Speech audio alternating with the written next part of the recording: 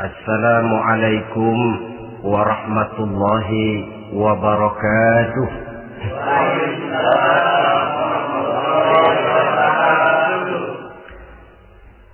Alhamdulillahi rabbil alamin. Wassalatu wassalamu ala ashrafil anbiya'i wal mursalin, Sayyidina wa maulana Muhammadin wa ala alihi wa ashabihil mujahidin at-tahirin, amma ba'd. Saudara hadirin kaum muslimin rahimakumullah. Dalam kehidupan sehari-hari kita selalu berhadapan dengan dua hal yang berlawanan, dengan dua hal yang kontroversial kata orang sekarang, yang kita diharuskan memilih satu di antara kedua hal itu.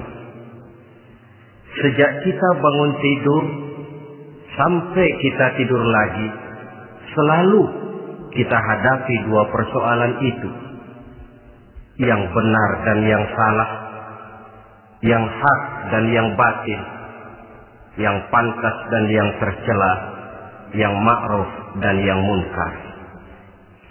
Persis seperti sebaik lagu yang lagi ngepop dan banyak dinyanyikan anak sekarang, madu di tangan kananmu katanya, racun di tangan kirimu. Tapi saya pikir-pikir, bagaimanapun kalau cuma sekedar madu di tangan kanan, racun di tangan kiri, adresnya jelas. Yang repot kalau kita sudah tidak tahu lagi mana yang madu, mana yang racun. Lebih celaka lagi di zaman sekarang, banyak racun mereknya madu. Kita terpedaya, kita terpesona, kita terpukau oleh racun yang bermerek madu ini. Kita minum dia yang akibatnya rawan di dalam kehidupan kita. Sangat banyak racun-racun yang terpancang di sepanjang perjalanan hidup kita ini. Dan dua di antara racun kehidupan itu akan kita bicarakan pada pertemuan kali ini, yakni arak dan judi, minuman keras dan judi.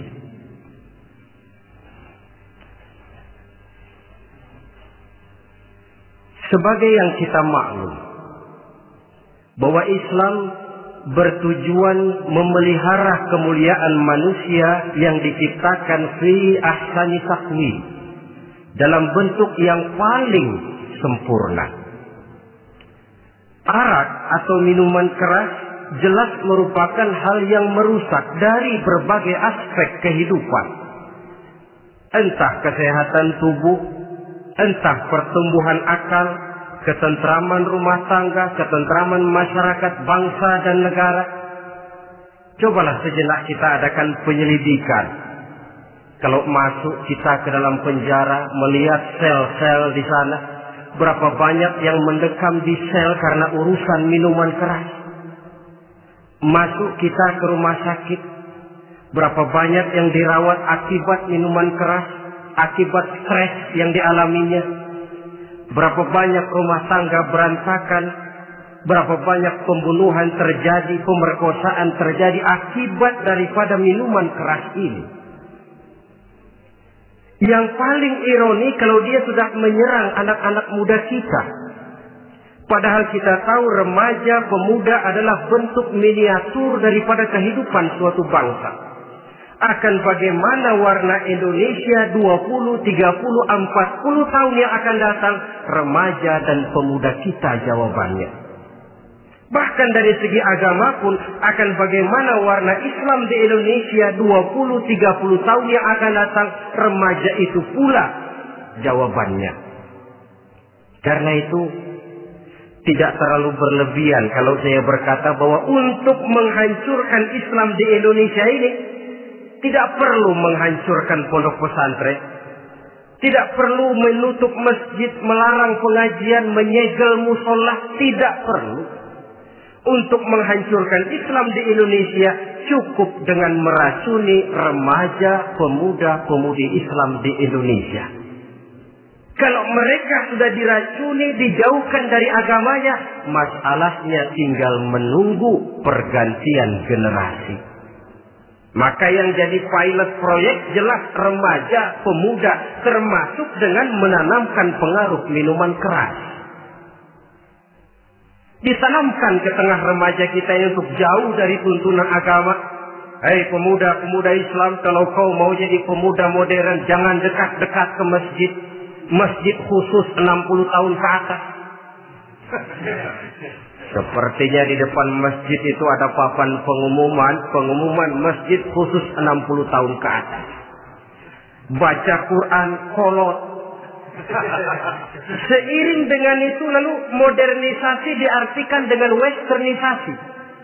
Kau tidak akan bisa jadi pemuda modern sebelum semua yang datang dari barat kau telan mentah-mentah. Kau harus bisa bergaul seperti orang barat, berumah tangga macam orang barat, makan minum seperti orang barat. Kalau nyanyi lagu barat yang orang lain gak ngerti, kamu juga gak tahu.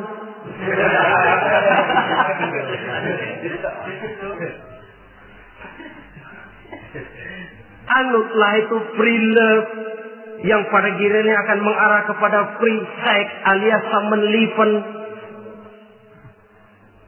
Isaplah itu ganja, morfin, narkotik. Jikalau sudah terlena kita dengan itu, maka kehancuran suatu bangsa sesungguhnya sudah dimulai. Penyakit minuman keras ini bukan cuma penyakit zaman ini. Masyarakat yang dihadapi oleh Rasulullah Sallallahu Alaihi Wasallam 14 abad yang lalu juga masyarakat yang kemaruk dengan minuman keras. Arab jahiliyah kalau sudah minum arak mabuk, tidak cuma minum, dia mandi pakai arak. Sistem pendidikan yang disampaikan Islam bijaksana. Mula-mula diberikan gambaran bahwa arak itu walaupun ada manfaatnya tapi ada bahayanya, dan bahayanya jauh lebih besar daripada manfaatnya. Tahap kedua diberikan pesan jangan mendekati sholat dalam keadaan mabuk. Padahal sholat 1 hari 1 malam 5 kali artinya makin jauh saja dia dari arak itu. Pada saat kondisi iman sudah memungkinkan barulah turun vonis bahwa arak itu najis, perbuatan setan, jauhi. Yang ironi yang saya katakan tadi, racun mereknya madu. Kadang-kadang kita dibuai dengan iklan yang tidak mendidik. Saya pernah lihat ada iklan misalnya, Anda ingin modern, majulah bersama minuman ini. Atau minuman ini lambang pergaulan dunia yang maju. Modern diukur dari minuman. Yang jadi korban akhirnya remaja dan pemuda-pemudi kita. Saya teringat satu analisa dari Rasulullah Sallallahu Alaihi Wasallam. Beliau bersabda, Inna min asratis sa'ah. Sesungguhnya di antara tanda-tanda kiamat. Apa kiamat itu? Dalam arti yang umum, kiamat itu saat di mana alam ini hancur, bumi gempa, air laut tumpah ke darat, gunung meletus, planet-planet bertabrakan, lalu semua yang bernama hidup mati. Itu kiamat beneran. Saya nggak mau cerita kiamat beneran, sebab saya sendiri nggak kepengen ngalamin. Yang sering kita ngalami ini kiamat kecil-kecilan, kiamat mini. Apa kiamat mini itu? Hancurnya sendi-sendi kehidupan sosial. Maksiat merajalela, munkarat menjadi-jadi. Yang ma'ruf dianggap munkar, yang munkar malah menjadi ma'ruf. Yang salah disanjung-sanjung, yang benar dicaci maki. Tuntunan dianggap tontonan, tontonan malah jadi tuntunan. Kan kiamat kalau sudah begitu. Pencungkiran nilai. Kenapa hal semacam ini bisa terjadi? Penyebabnya kata Nabi, pertama ayyurfa'al ilmu. Ilmu diangkat oleh Allah. Bagaimana cara Allah mengangkat ilmu dan apa maksudnya itu? Allah mengangkat ilmu itu, saudara, caranya pertama dengan mewafatkan ulama. Makin banyak ulama wafat, makin banyak ilmu ditarik. Yang kedua, kurangnya minat orang untuk belajar agama. Kalau sudah drop macam itu, artinya agama sudah disudutkan ke pojok-pojok kehidupan. Agama cuma sekedar tinggal dekorasi. Agama cuma seminar, cuma kongres, cuma muktamar. Tapi bahwa agama merupakan realita dalam kehidupan, itu tidak pernah terwujud. Kalau ulama sudah tiada, minat orang belajar agama berkurang, maka ajaran Allah tidak lagi didengungkan orang.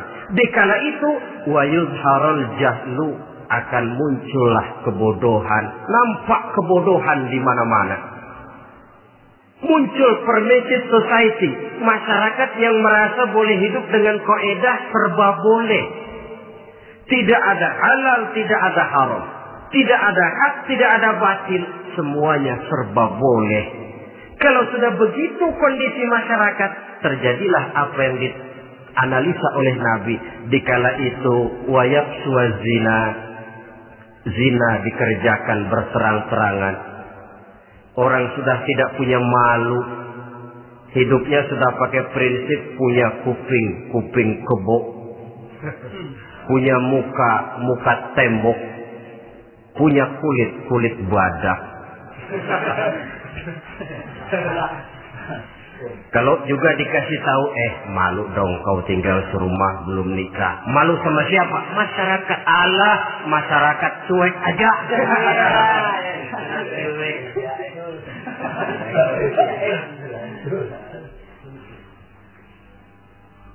Bukankah realita kalau kita ikuti surat-surat kabar, berapa banyak sudah gadis-gadis bergelimpangan jadi korban?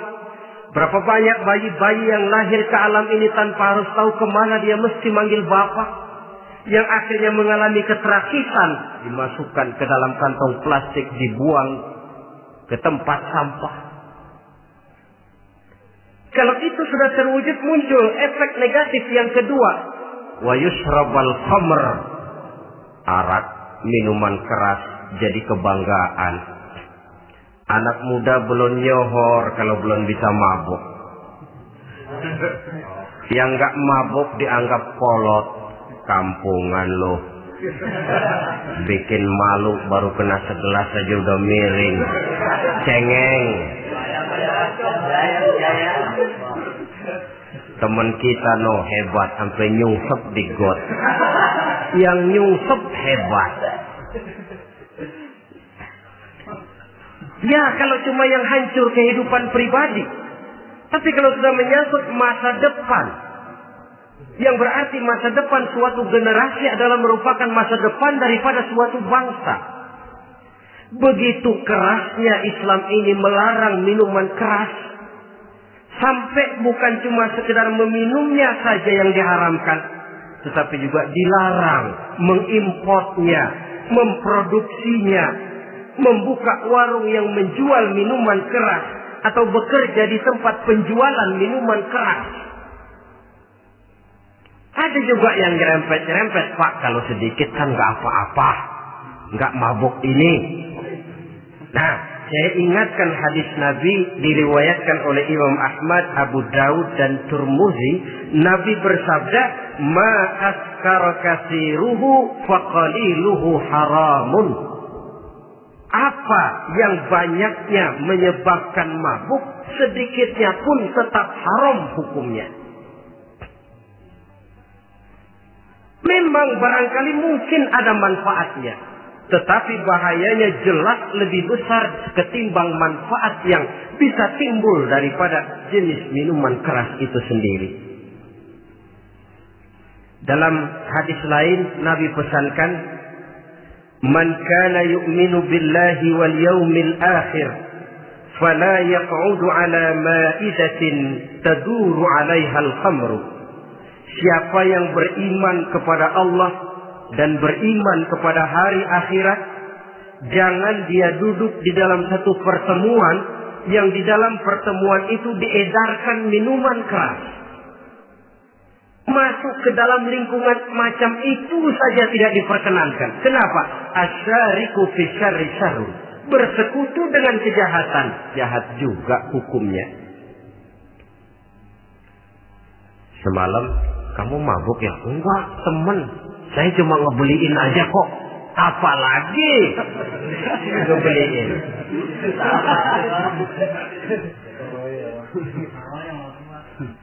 Sebab apa?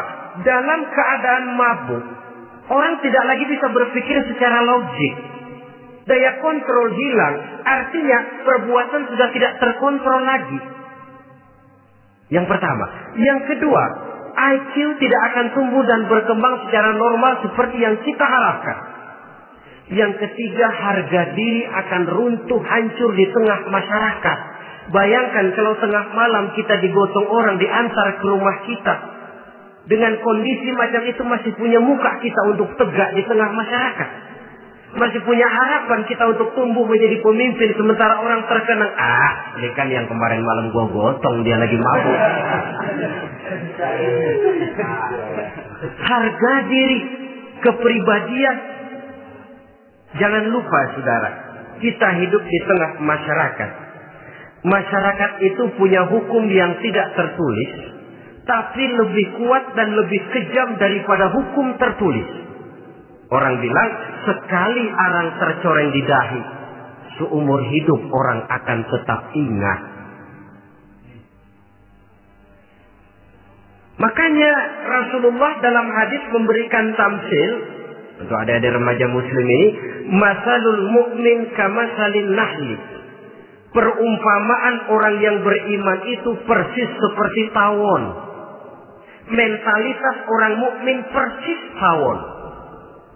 Apa mentalitas tawon? Kalau kita ngaji bab tawon, kita renungi apa keistimewaan tawon. Saya lihat-lihat, ternyata tawon itu punya 4 keistimewaan. Pertama, tawon itu yang dihisap selalu saripati bunga. Bagus makanannya. Belum pernah tawon keliru makan. Saya belum pernah dengar kok ada tawon makan tahu.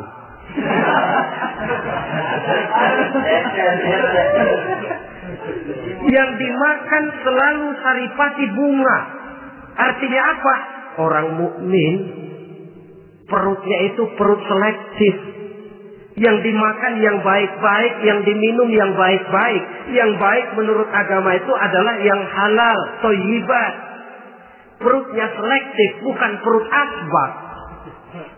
Kalau asbab puntung apa saja masuk ke dalamnya.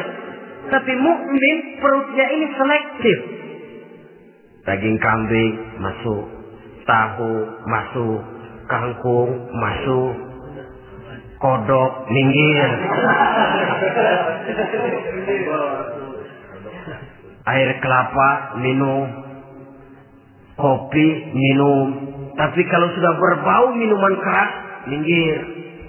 Sebab apa? Makanan dan minuman yang kita masukkan ke dalam perut besar ini akan digiling dalam perut besar, akan melahirkan energi, menggerakkan sel-sel pembuluh saraf. Kalau makanan dan minuman itu terdiri dari yang haram, energi yang ditimbulkan olehnya energi yang haram, mempengaruhi sel-sel pembuluh saraf. Orang akan cenderung berpikir yang haram kalau terlalu sering memakan makanan haram. Kalau sudah berpikir kepada yang haram, perbuatan pun akan mengarah kepada yang haram juga. Contoh kecil aja dah, ada nggak maling mikirin majelis taklim? Karena yang dimakan lebih banyak yang haram, yang dipikir paling-paling nanti malam rumah siapa lagi nih ya? Sudah mengarah ke sana.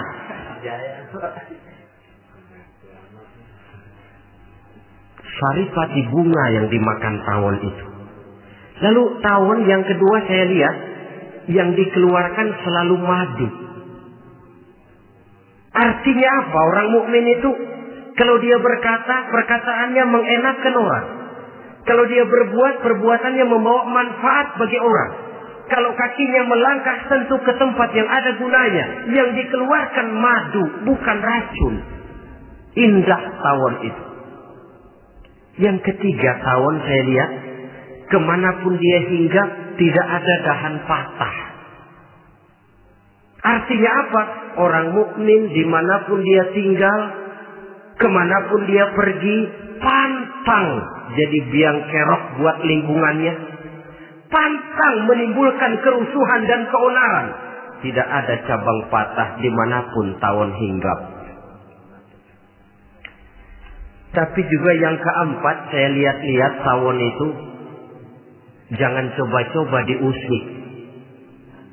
Satu kali dia diusik, kemana orang lari? Nyilem masih ditungguin. Tawon. Tapi kalau nggak diusik, nggak ada tawon usil ke pasar nyariin orang. Ketika dia diusik, inilah saatnya saya harus mempertahankan kehormatan diri saya. Dia pun bangkit. Artinya apa? Orang mukmin tidak boleh nyari-nyari musuh. Tapi ketemu musuh tidak boleh lari. Musuh jangan dicari, bertemu pun jangan lari. Mentalitas orang mukmin seperti tawon. Yang dimakan baik, yang dikeluarkan baik.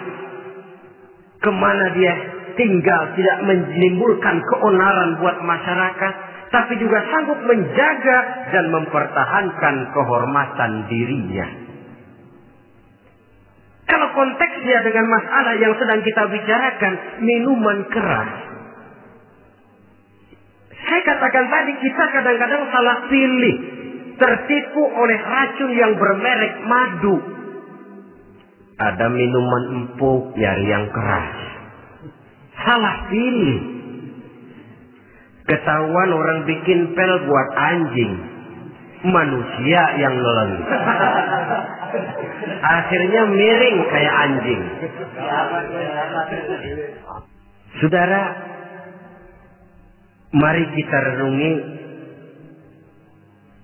An-Nisa ayat 140. Allah Subhanahu wa ta'ala mengingatkan, "Qad nazzala 'alaikum fil kitab an idza sami'tum ayati Allahi yukfar biha wa yustahza'u biha fala taq'udu ma'ahum hatta yaqudu fi haditsin ghairi innakum idzam mithluhum." Sungguh kata Allah, telah diturunkan kitab Al-Quran ini kepada kamu, yang apabila kamu dengar ayat-ayat Allah itu diingkari orang, diejek-ejek orang, fala taqudu ma'ahum, jangan kamu duduk bersama orang-orang semacam itu. Bagaimana mengejek ayat-ayat Allah misalnya? Tahu kalau minuman keras itu diharamkan, tapi masih minum juga, itu kan mengejek ayat namanya. Duduk di majelis semacam itu dilarang oleh Quran. Kenapa? Innakum idzam mithluhum. Kalau kamu juga duduk di majelis semacam itu, kau dan mereka sama saja, kata Quran. Sama saja. Tahu kalau minuman yang memabukkan itu diharamkan agama, tapi minumnya juga mengejek ayat Allah. Duduk di tengah kelompok mereka berarti ikut mengejek ayat Allah. Dekat saja pun jangan, entahlah lagi sampai meminumnya. Maaf, bukankah Allah menurunkan Al-Quran kepada manusia, kata Imam Al-Ghazali, persis, maaflah, seperti gubernur bikin surat kepada Pak Lurah. Dalam suratnya Pak Gubernur bilang, Pak Lurah, tolong carikan tanah di daerah Kebayoran untuk sekolah 6.000 meter. Pak Lurah dapat surat dari Pak Gubernur, bangga bukan main. Itu surat sore, pagi, siang, malam dibaca. Ditaruh di tempat yang tinggi. Diberikan minyak wangi, mau diambil, dicium dulu. Dibawa dengan penuh hormat dan hati-hati Tapi tanah yang dipesan Pak Gubernur tidak dicari-cariin. Penghargaan macam apa ini? Nanti gubernur cek, Pak Lurah, siapa? Sudah terima surat saya? Sudah Pak, sudah. Bagus. Lalu bagaimana? Aduh Pak, surat Bapak sore pagi, siang malam saya baca. Bagus. Apalagi Lurah? Surat Bapak saya taruh di tempat yang tinggi Pak. Saya pakai minyak wangi. Mau saya ambil, saya cium dulu. Saya bawa dengan penuh hormat dan hati-hati. Bagus Lurah. Kau memang hormat sama atasan. Cuman Lurah, tanahnya udah dicariin belum? Nah yang itu belum tuh Pak. Belum. Kata gubernur, bagus Lurah, besok berhenti lo ya.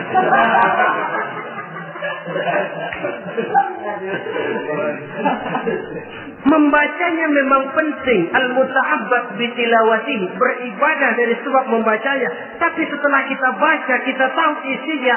What next? Mau apa kita dengan isinya itu? Jangan yang kita baca kita injak-injak. Itulah ironinya. Bagaimana Quran itu mau membawa keberkahan dalam hidup ini? Kalau yang kita baca sering kita injak-injak. Dalam kehidupan kita baca ayat wa ahallallahu al-bai'a wa harrama riba. Allah halalkan jual beli, Allah haramkan riba, tapi renten ditelan terus.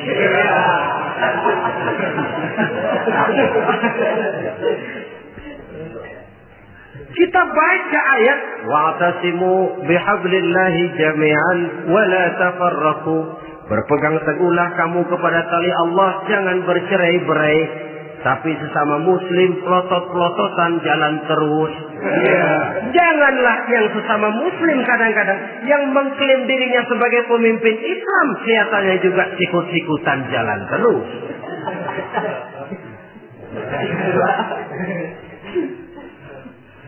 Sehingga tidak heran kalau orang bilang di bawah ngamalin ayat kursi, sudah sampai di atas ayat hilang, tinggal kursi saja yang diamalin. Ironi dan menyedihkan. Perjalanan panjang memang saatnya kita menunggal dengan Al-Quran ini. Tetapi prosesnya memang harus kita mulai dari sekarang. Perkara kapan proses ini selesai, itu bukan masalah kita. Tapi bahwa kita sedang memulai suatu proses, itulah yang diharapkan.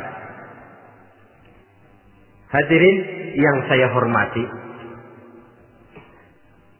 oleh karena kerasnya peringatan Islam terhadap minuman keras, pernah satu hari seorang lapor kepada Khalifah Umar bin Abdul Aziz bahwa ada sekelompok orang berkumpul meminum minuman keras. Kata Khalifah Umar bin Abdul Aziz, zerah mereka, hukum, cepat. Ya Khalifah, kenapa? Di tengah mereka ada juga orang yang Ramadan biasa puasa. Begitu, iya, yang biasa puasa duluan hukum. Kenapa? Mengerti memang lebih besar resikonya daripada tidak mengerti. Kalau yang tidak mengerti dilatar belakangi oleh kebodohan, barangkali masih bisa ditolerir, masih bisa dimaklumi. Ini toh sudah tahu mau puasa, kenapa berkumpul di majelis yang ada minuman keras? Tapi memang kelompok ini kan memang selalu ada. Kita lihat dalam masyarakat itu kan ada 4 kelas. Pertama, ada orang yang tahu perintah dan tahu larangan. Ini the first class, kelompok terbaik. Perintah tahu, dia kerjakan. Larangan tahu, dia jauhi. Ini orang terbaik. Yang kedua, ada orang tahu perintah tapi tidak tahu larangan. Perintah tahu, larangan tidak tahu. Sholat mau, puasa mau, zakat fitrah bayar, nyolong mau, mabuk ayo. Perintah tahu tapi larangan tidak tahu, akhirnya semua dikerjain. Barangkali yang rada bingung malaikat bagaimana nyatatnya ini. Kotor absen. Gelas yang ada di hadapan saya ini, kalau semua diisi air putih macam ini, kan jelas bisa diminum orang. Kalau semua diisi bensin, jelas bisa diminum motor. Tapi kalau separuh diisi air putih, separuh diisi bensin, kacau. Kalau gelas yang ada di hadapan saya ini sepenuhnya diisi air putih, jelas bisa diminum orang. Kalau sepenuhnya diisi bensin, juga jelas bisa diminum motor. Yang repot kalau separuh diisi air putih, separuh diisi bensin. Kacau statusnya. Orang minum mabuk, motor minum pun mogok. Dijual juga tidak laku barang campuran. Inilah makna pernyataan Allah, wala talbisul haqqa bil batil. Jangan kamu campur adukan antara yang hak dan yang batil. Perintah dikerjakan, larangan pun dikerjakan juga. Kelompok ketiga, ada pula manusia yang tahu larangan tapi tidak tahu perintah. Larangan tahu tapi perintah tidak tahu. Jahat sama tetangga tidak, mencuri tidak, mabuk tidak, zina tidak, sholat tidak, puasa tidak, polos. Semua serba tidak. Dan yang terakhir, kelompok keempat, perintah tidak tahu, larangan pun tidak tahu. Ini masuk kelompok makhluk gratis. Misalnya kambing, ayam, kerbau, itu kan makhluk-makhluk yang memang perintah tidak tahu, pun larangan juga tidak tahu. Nah, dalam hubungannya dengan ini, saya mengajak, marilah kita berusaha sekuat mungkin menjauhkan diri dari minuman keras yang jelas bahayanya dengan hidup tidak jauh dari bimbingan agama. Hadirin kaum muslimin rahimakumullah. Kawan seiring dan sejalan dari minuman keras, judi namanya. Saudara kembar barangkali. Yang satu sering menimbulkan yang lain, tetapi bukan tak jarang keduanya berjalan berdampingan. Posisi judi dan arak ini dalam Quran sama bahayanya. Apa sebab? Mentalitas judi adalah mentalitas sirkel, lingkaran setan. Artinya, yang menang biasanya ketagihan, yang kalah biasanya penasaran. Ini yang menyebabkan orang tidak mau berhenti. Kalau dia menang, dia ingin mencoba untuk menang dalam jumlah yang jauh lebih besar lagi. Kalau dia kalah, dia penasaran, kenapa hari ini kalah? Barangkali sial, besok malam saya tebus. Mental semacam ini memang sulit untuk berhenti. Kenapa judi diharamkan dalam Islam? Pertama, seorang muslim di dalam berusaha mencari harta, dia harus mengikuti sunnatullah. Kata kita orang muslim, hukum alam kata orang sekarang, natural of law bahasa kerennya. Berusaha menurut hukum kausal, memasuki rumah dari pintunya, menunggu suatu akibat dari sebab yang kita lakukan. Bahwa kalau begini, mesti begitu. Karena kita memang terikat oleh permainan yang disebut hukum alam ini. Hidup bukan undian, jangan mengharap untung besar tanpa mau peras keringat. Satu pagi, Khalifah Umar bin Khattab radhiyallahu an masuk ke masjid. Beliau lihat ada orang sedang berdoa khusyuk betul. Ditunggunya 2 menit, 3 menit, sampai 10 menit lebih belum juga selesai. Agak lama orang itu berdoa. Selesai berdoa, dihampiri orang itu oleh Sayyidina Umar. Beliau tanya, saudara, lagi apa tadi itu? Berdoa ya Khalifah. Minta kepada Allah? Tentu minta kepada Allah. Minta apa kan? Minta rezeki. Sudah lama? Dari tadi habis sembahyang subuh. Dapat? Belum. Ya memang kata Sayyidina Umar, inna sama la tumtiru zahaban wala fiddatan. Langit itu tidak mungkin akan menghujankan emas, tidak mungkin pula menghujankan perak. Jadi orang dilarang duduk bermalas-malas menunggu keajaiban yang datang dari langit. Karena memang hidup ini bukan undian. Jadi jangan mengharap untung besar tanpa mau peras keringat. Di dalam berusaha kita terikat oleh sunnatullah. Kalau begini sebab penyebabnya, akan begini akibat yang ditimbulkannya.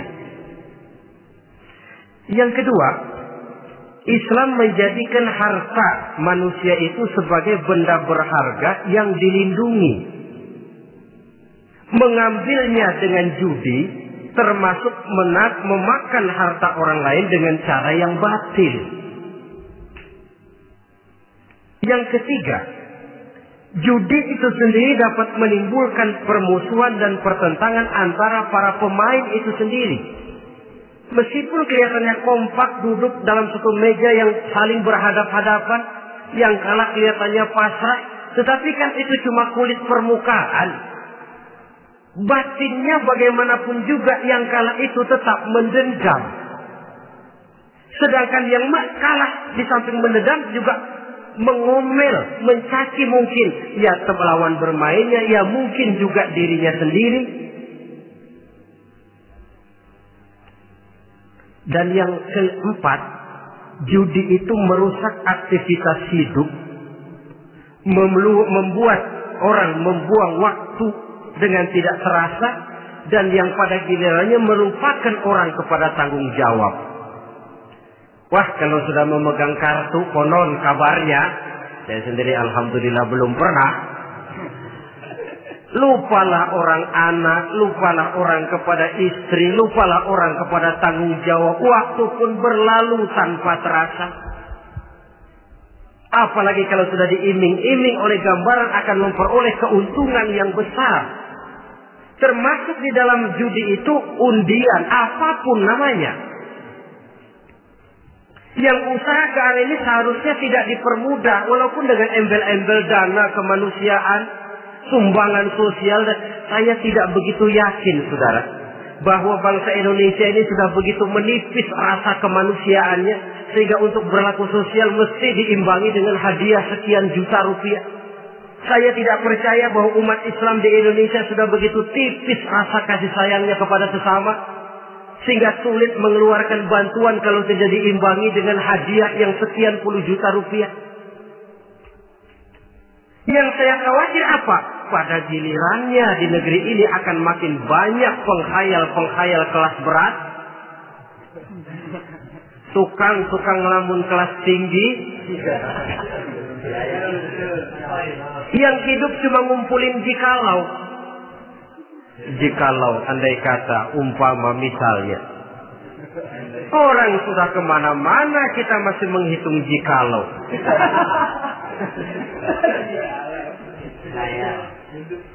Orang boleh saja mengharap burung terbang tinggi, tapi punai di tangan jangan dulu dilepas. Artinya idealisme silahkan terbang setinggi langit, tapi kaki harus tetap berpijak di alam realita. Bahwa memang lebih baik makan singkong dalam kenyataan daripada makan roti tapi ngimpi.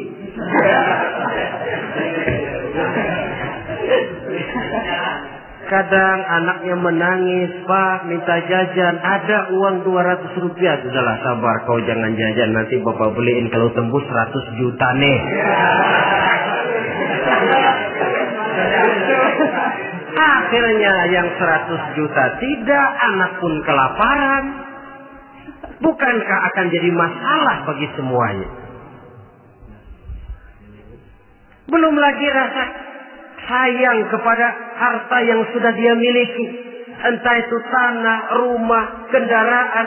Kalau sudah kadung kalah di meja judi, hilang rasa sayang kepada benda itu. Ada rumah-rumahnya dilelang, ada kendaraan-kendaraan jadi taruhan. Ada jam tangan pun copot tanpa terasa. Maka berapa banyak rumah tangga berantakan, istri minta cerai, orang jadi nekat merampok, orang jadi nekat mencuri, korupsi kalau dia pejabat. Akibat apa ini? pengaruh yang namanya judi. Saudara kaum muslimin, ma'asyiral muslimin rahimakumullah.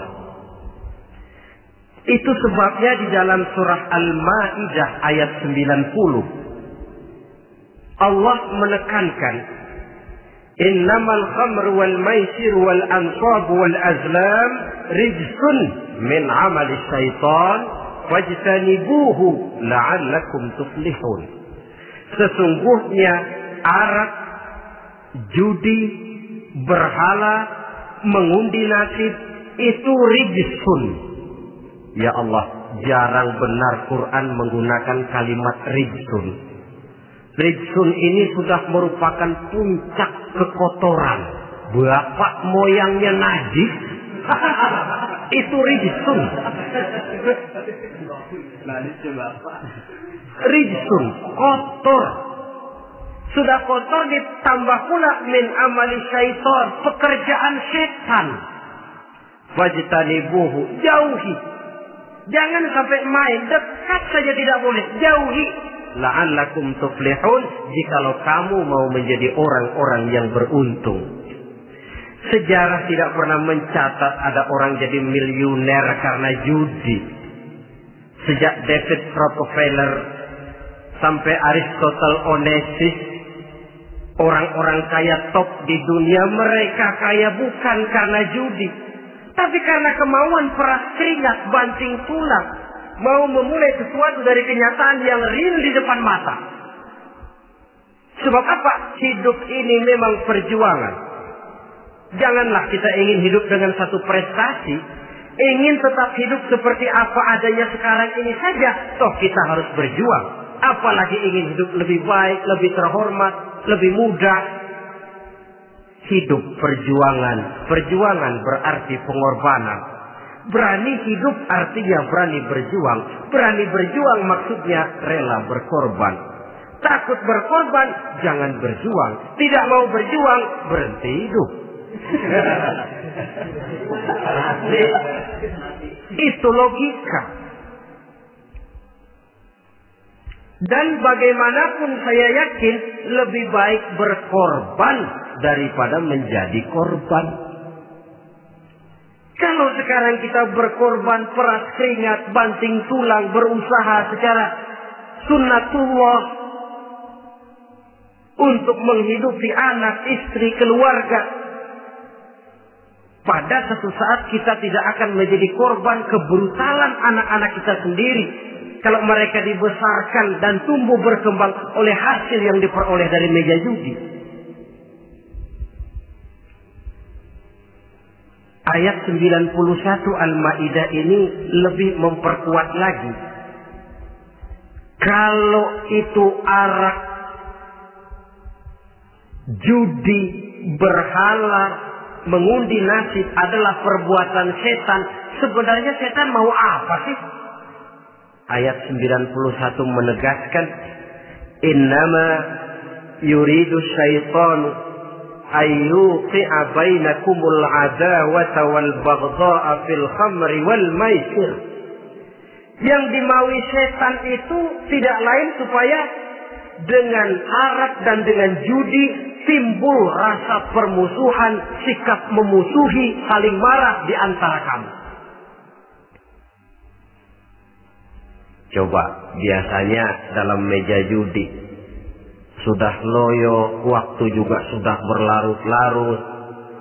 Yang menang mau berhenti, apa yang kata yang kalah? Berhenti dah, gua wacok loh. Enak bener, gua lagi kalah, lu berhenti. Coba, kira-kira kapan akan selesai permainan? Akan timbul permusuhan, akan timbul rasa dendam, kesumat yang ditanamkan oleh setan. Karena memang baik arak, baik judi, baik berhala, baik mengundi nasib, itu semua permainan-permainan setan yang diberikan kepada kita untuk kita ikut andil bermain di dalamnya. Tatkala kita ikut terkena jerat setan, tertawalah mereka. Kenapa? Oh, makin banyak teman saya di neraka. Maaf, setan itu kan sudah tahu vonisnya. Ketika dulu di dengkotnya yang namanya iblis terusir dari surga, itu bikin semacam perjanjian dengan Allah. Tuhan, kenapa ini? Gara-gara Adam saya terusir dari surga. Maka sejak saat ini Adam dan seluruh keturunannya adalah musuh bebuyutan saya. Saya akan gelincirkan mereka dari jalan. Silahkan iblis, goda mereka. Tapi kau tidak akan mungkin bisa menggoda mereka kalau hamba-hambaku itu menjadi hamba yang ikhlas. Hanya hambaku yang ikhlas yang tidak mungkin kamu goda. Yang lain barangkali bisa. Sejak saat itulah iblis memproklamirkan permusuhan. Dan dia sudah tahu betul vonisnya neraka. Tugasnya sekarang bagaimana mengumpulkan teman sebanyak-banyaknya ke dalam neraka. Hamba Allah saja yang tidak tergelincir kepada minuman keras dan judi. Hamba Allah yang ikhlas itu bagaimana? Yang ikhlas menjadi hamba Allah. Dalam arti kata dan perbuatannya memang mencerminkan bahwa dia hamba Allah. Maaf. Di zaman sekarang ini kan banyak orang cuma berkata, saya hamba Allah, mulutnya. Tapi perbuatannya membuktikan dia hamba setan, hamba dunia, hamba harta, budak jabatan, budak nafsu. Tidak sesuai antara ucapan dan perbuatan. Sebab itu kata-kata hamba Allah kalau keluar dari mulut manusia itu murah. Soalnya ngaku. Ngaku siapapun bisa. Tapi diakui atau tidak? Ini yang kita belum tahu. Ada juga orang berdalih, saya kan masang kalau dapat nanti mau nyumbang masjid. Barangkali aja kalau nyumbang masjid disoriin dikit sama Tuhan.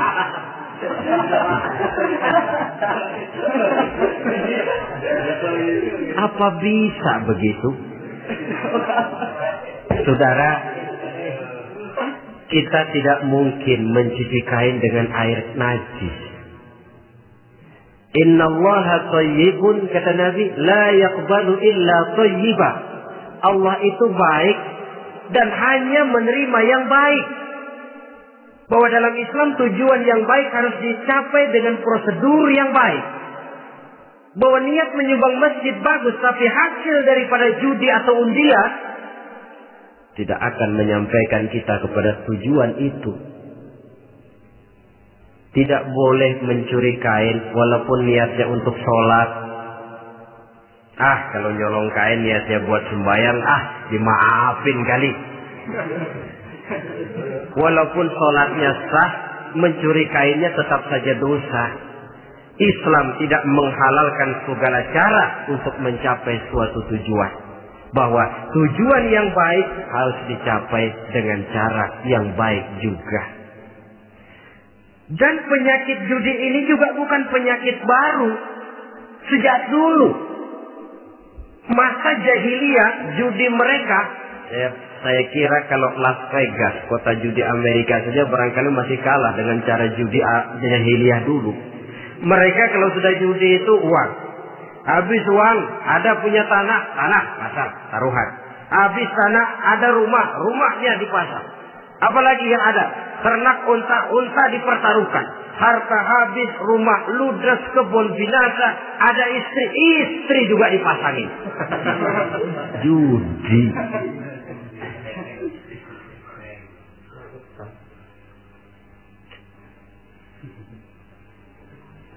Kita sebagai muslim oleh Al-Quran dijelaskan orang yang mempunyai dua tujuan hidup. Pertama tujuan jangka pendek. Yang kedua tujuan jangka panjang. Tujuan jangka pendek dunia dan seluruh isinya. Tujuan jangka panjang adalah akhirat dan ridho Allah. Ini yang terpantul dalam doa setiap kita. Rabbana atina fid dunya hasanah wa fil akhirati hasanah. Tercapai tujuan jangka pendek fid dunya hasanah dan tujuan jangka panjang wa fil akhirati hasanah. Untuk mencapai tujuan jangka pendek, merangkul dunia dan seluruh isinya, apa yang jadi modal utama? Pertama, pendidikan. Makin tinggi jenjang karier pendidikan yang kita tempuh, rasa-rasanya makin mudah menjangkau dunia dan isinya. Yang kedua, pengalaman. Tenaga expert masih tetap diperlukan. Makin banyak pengalaman, makin mudah menjangkau dunia. Yang ketiga, dan ini ada tapi tidak bisa dijadikan pegangan, faktor nasib. Faktor kebetulan.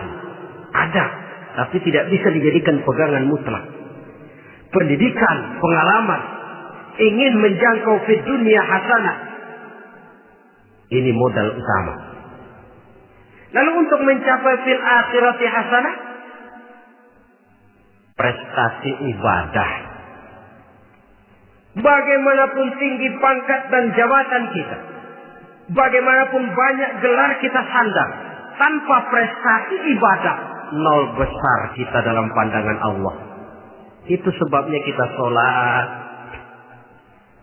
Jadi tidak beralasan kalau orang ditanya, kenapa sih kamu nggak sholat? Tetangga saya sholat melarat terus. Memang sholat itu bukan untuk mencari uang kok. Kalau ada orang yang rajin sholat, rezekinya kelihatan lancar, itu cuma sekedar persekot. Uang muka, cashnya tetap di akhirat nanti. Efeknya apa? Karena kita punya tujuan jangka panjang, mengharap ridho Allah di akhirat. Cara kita mencapai tujuan jangka pendek dibatasi oleh pertanyaan, Allah ridho apa enggak? Kita cari uang, tapi pertanyaan pokok, Allah ridho enggak cara ini? Kita mengejar kedudukan, tapi Allah ridho enggak dengan cara ini? Ini yang menyebabkan kita lantas tidak lalu menghalalkan segala cara. Yang penting tujuan tercapai cara apapun halal. PKI. Kan cuma PKI yang berprinsip asal tujuan tercapai cara apapun halal. Dan kita sudah sepakat PKI dan seluruh ajarannya tidak berhak hidup di bumi Pancasila ini. Cuma jangan sekedar PKI-nya dikutuk tapi ajarannya dipakai.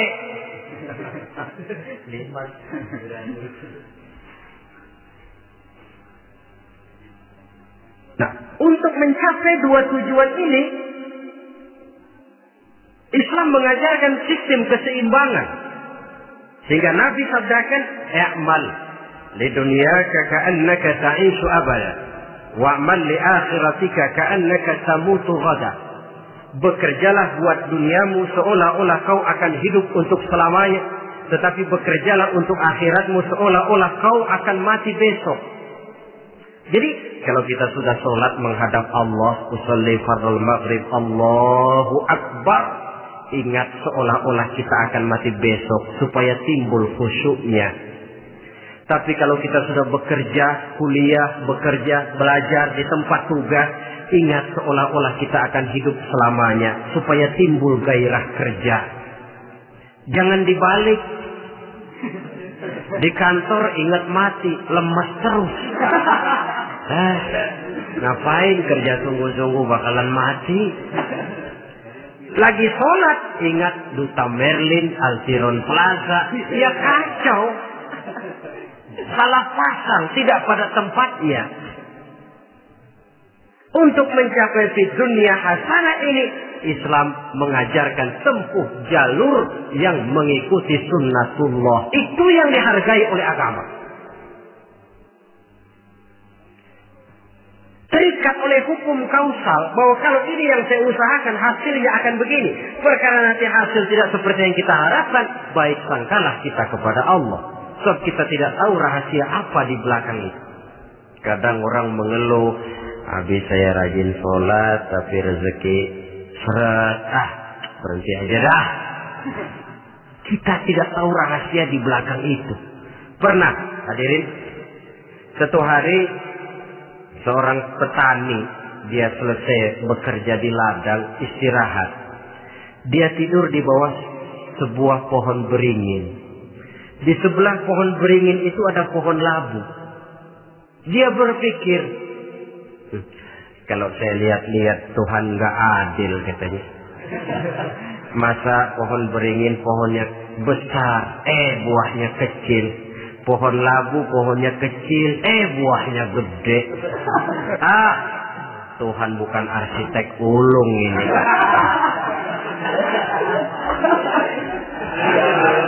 Mestinya supaya enak dilihat, beringin yang pohonnya besar buahnya sebesar buah labu.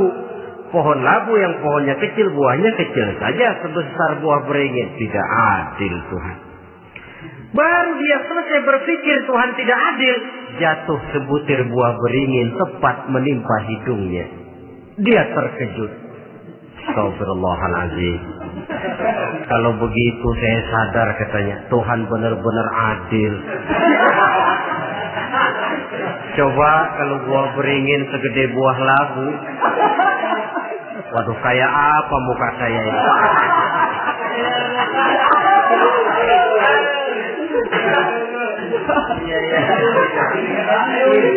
Baru terbuka pandangan matanya setelah berhadapan dengan kenyataan. Baru keluar respek. Allah benar-benar adil. Padahal semenit yang lalu dia masih berkata, Tuhan bukan arsitek ulu. Tapi semenit kemudian setelah berhadapan dengan kenyataan yang real dia hadapi, Allah benar-benar adil.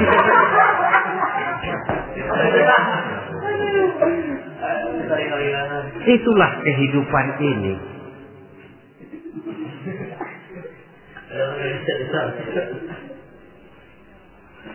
Saudara hadirin yang saya hormati, karena itu baik arak baik judi dua-duanya merupakan bahaya laten yang tidak hanya mengancam kehidupan agama tetapi juga masyarakat, bangsa dan negara, apalagi kalau sudah jatuh kepada generasi penerus. Dan yang bagaimanapun juga saya berpikir sebenarnya remaja, pemuda, pemudi kita cuma korban dari suatu sistem. Sebab ini merupakan tanggung jawab bersama. Ulama mubalik macam saya paling wewenangnya cuma ngomong. Yang punya SK untuk memberhentikan pabrik minuman keras itu kan Menteri Perindustrian. Tangan-tangan eksekutif. Sehingga kalau Nabi katakan, Man ra'a minkum munkaran falyughayyir biyadihi wa illam yastati' fa bilisanih wa illam yastati' fa biqalbihi. Apabila salah seorang kamu melihat suatu kemunkaran, termasuk minuman keras dan judi di dalamnya, rubah itu. Dengan cara apa? Kalau kau mampu dengan tangan, artinya power, kekuatan.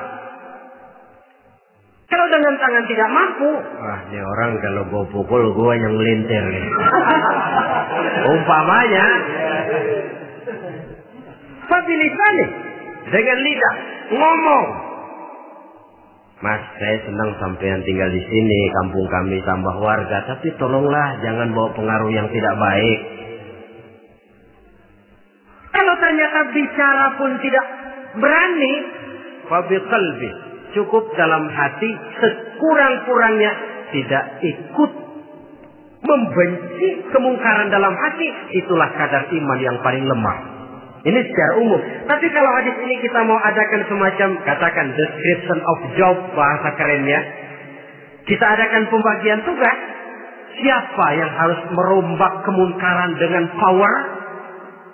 Penguasa, pemerintah, sebab dia punya aparat.